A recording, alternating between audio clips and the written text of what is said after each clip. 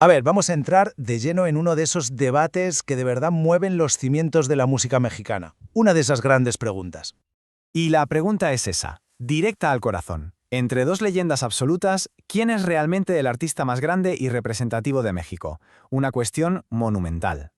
Porque es que tenemos a dos pesos pesados, ¿eh? Por un lado, Juan Gabriel, el divo de Juárez, un auténtico torbellino, un icono revolucionario, y por el otro, Marco Antonio Solís, el poeta del siglo, el alma y el cerebro detrás de los Bukis.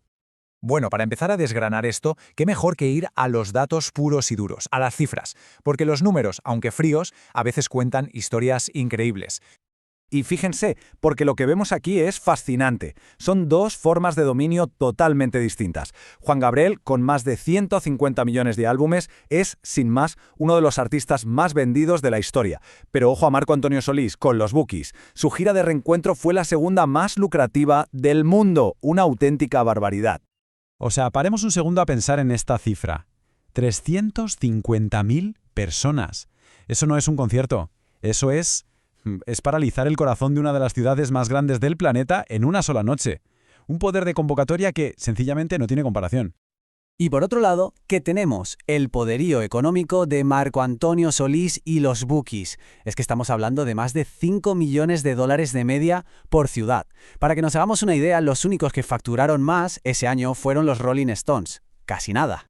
Pero claro, el dinero y los récords de asistencia no lo son todo, ¿verdad? Vamos a lo que de verdad importa, al núcleo de su arte, a la fuente de todo, el alma de compositor.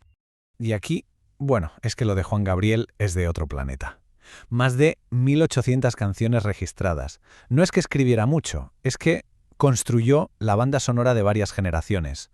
Una prolificidad sobrehumana. Y sus canciones no se quedaron con él.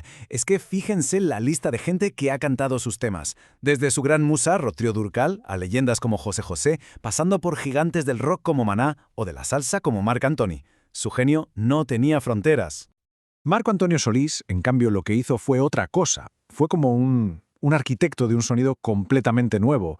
Creó un estilo propio, esa balada romántica y poética, fusionando la sensibilidad del pop con la raíz de la música regional. Definió un género. Vale, ya hemos visto los números y las canciones, pero su impacto fue mucho más allá del escenario. Ambos dejaron una huella cultural imborrable en la sociedad, y eso es lo que vamos a ver ahora. Es que Juan Gabriel no era solo un cantante, fue un auténtico fenómeno social, una revolución andante. En una época súper conservadora, él salió y rompió con todo, con las barreras de clase, con el qué dirán y sobre todo con las rígidas normas de lo que debía ser un hombre. Y esta frase es historia. Su respuesta a un periodista es el resumen perfecto de su ingenio y su valentía. Con esa simpleza, con esa genialidad, desmontó por completo el prejuicio y se adueñó de la narrativa. Brillante. Y frente a esa figura revolucionaria tenemos a Marco Antonio Solís, que proyectaba algo totalmente distinto. Un aura casi mística, ¿no? Sus fans lo veían como una especie de guía espiritual. De ahí ese apodo Jesus Músico, que él mismo se toma con humor y que refleja esa percepción de calma. Su filosofía musical iba totalmente en esa línea, como vemos aquí. Él siempre ha defendido una música que sane, que aporte paz, en contraposición a otros ritmos. Se posicionó como una especie de conciencia musical. Y claro, después de ver todo esto, llegamos a un punto clave. Quizás la pregunta no es ¿quién gana? Quizás el debate es otro. A lo mejor es que nunca hubo una verdadera rivalidad. Porque si lo pensamos bien, no son opuestos que compiten, sino dos caras de la misma moneda. Dos facetas del alma mexicana. Por un lado, la pasión, la fiesta, lo revolucionario de Juan Gabriel. Y por el otro, lo poético, la calma, lo espiritual de Marco Antonio Solís.